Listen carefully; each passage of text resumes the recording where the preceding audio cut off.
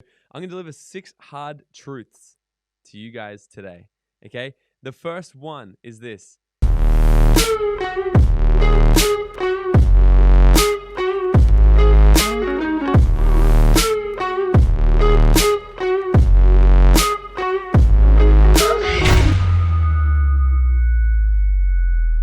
All right, guys, welcome back to another mini episode, another Minute with Morgs. So good to be back here with all of you guys. And if you're brand new to the show, make sure that you've subscribed, make sure that you've left a 5-star written review, and make sure you share this with a friend. And if you're coming back, welcome back, guys. And if you have not yet jumped in our free Circle of Influence Facebook group, make sure you hit the link in the description of this episode and jump in there because we do giveaways in there, live Q&As, and so much more cool shit, okay?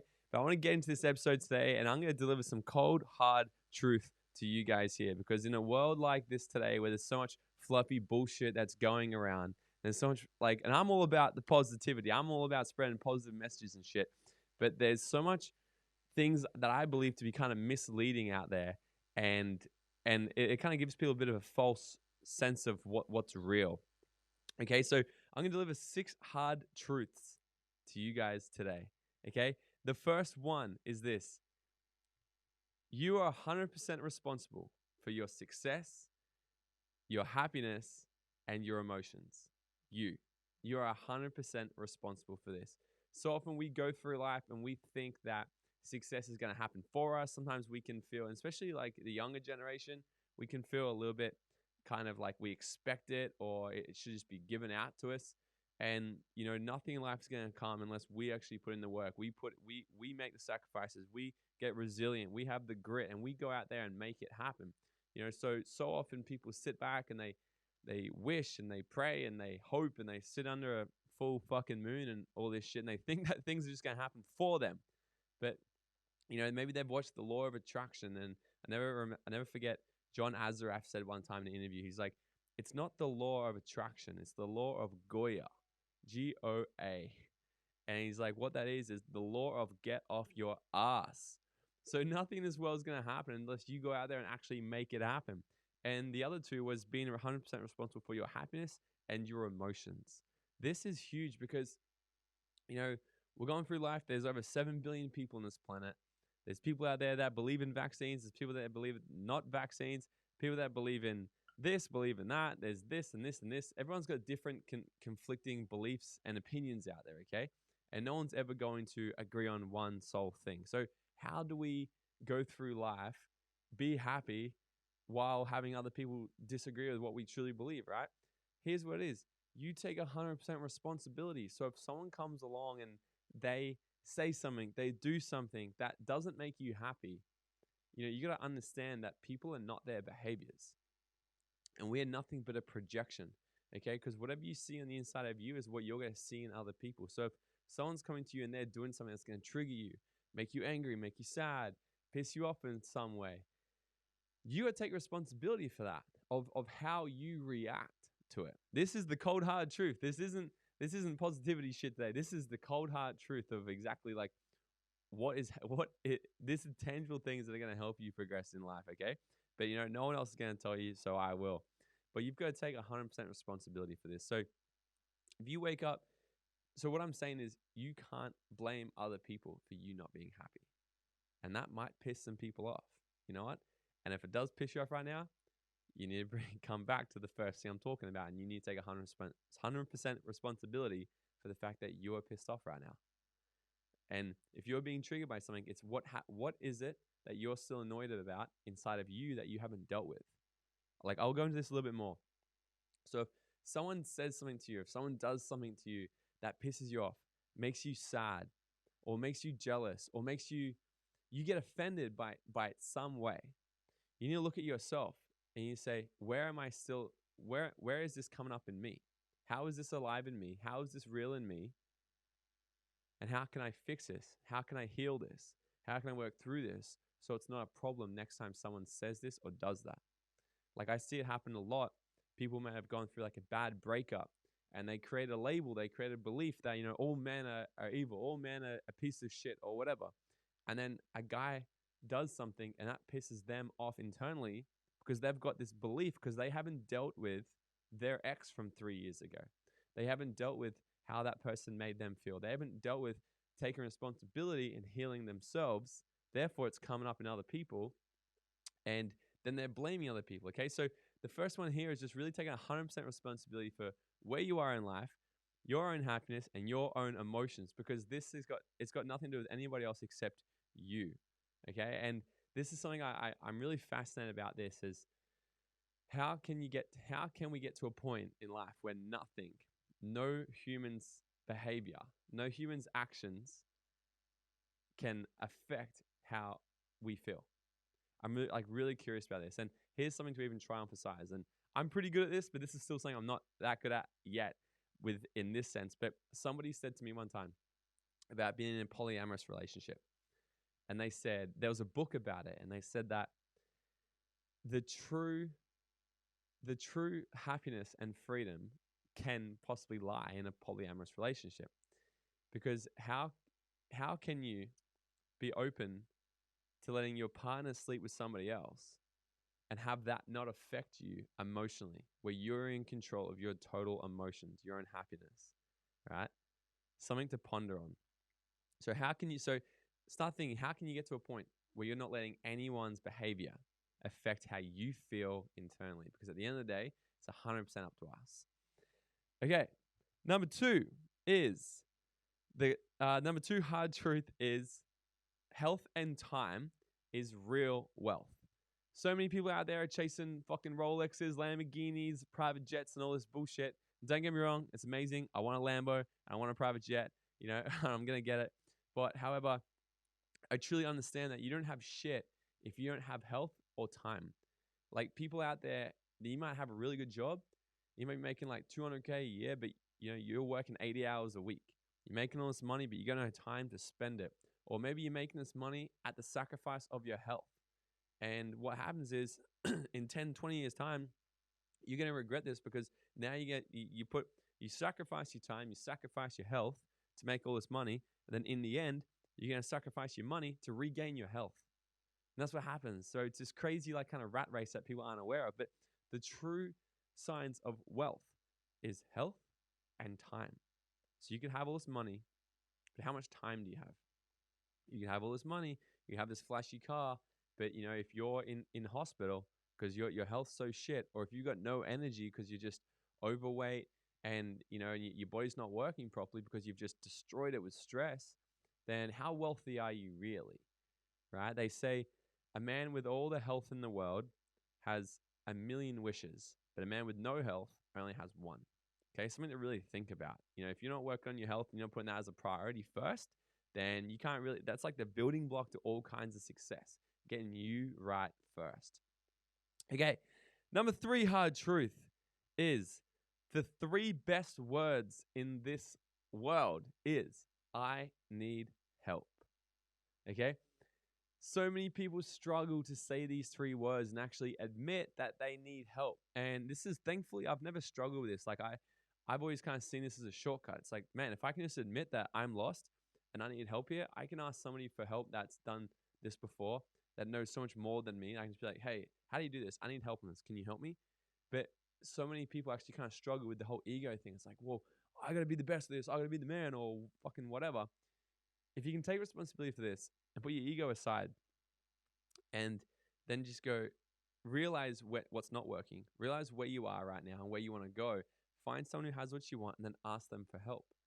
Like it's the best thing ever. But so many people really struggle with saying I need help and kind of admitting it. So let this, firstly, if you are hearing this and you're like, yeah, I struggle with saying that, firstly, just congratulate yourself for becoming aware of that and being like, I actually do struggle to say I need help. And secondly, realize that this could really help you, take you closer to your dream life, take you closer to what you want to create, be, do, and have in this world, just by actually saying, hey, I need help. Can you help me out here? This world is just so amazing when people collaborate and they come together and you combine your strengths and weaknesses with someone else's strengths and weaknesses, and you can create some epic shit. All right, number 4. Number 4 hard truth is this one. Failure is a prerequisite for success. So many people think that they can become successful and create the life that they want without failing. They think they have to get it all right first. So, if everything's perfect, then I can't fail, because they associate failure to being bad. And this is where it comes from. Because in school, you get punished for failing.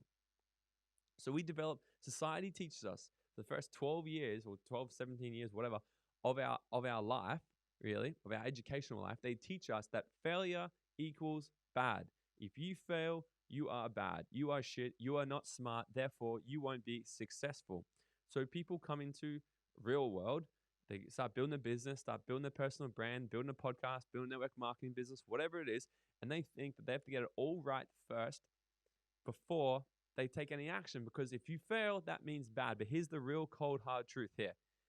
In school, you're punished for the more you fail. But in life, you're rewarded for the more you fail. Because the more times you fail, the closer you are to success. You gotta learn how to fail forward. You gotta learn how to take massive action, fail, fall on your fucking face, pick yourself back up, find a mentor, find a coach, and say, hey, how can I do this better? What could I do differently? Look back at your past and say, what didn't work? What did work? What can I change? How can I course correct? How can I do more of what did work and take better action next time? Like I love failing. Like every single thing I do when I launched this podcast, when I launched my last business, when I wrote my book, everything I've done is just taking massive, messy action, knowing that, hey, I need to fail as much time as I can, because that's what's actually going to create success. And I really understood. I was sharing this story the other day. We were in Queenstown, New Zealand a couple years ago. And what happened was we were all going over the snowboard with a whole bunch of my friends. And I was being the cocky smart ass, like I am. And I said, guys, I'm going to be the best snowboarder. I'm going to kill all of you guys. Like, I'm going to be the best snowboarder on this trip. Like, I'm just going to crush it. And I know I'm going to be better than all of you guys. And we get there and we go to Queenstown.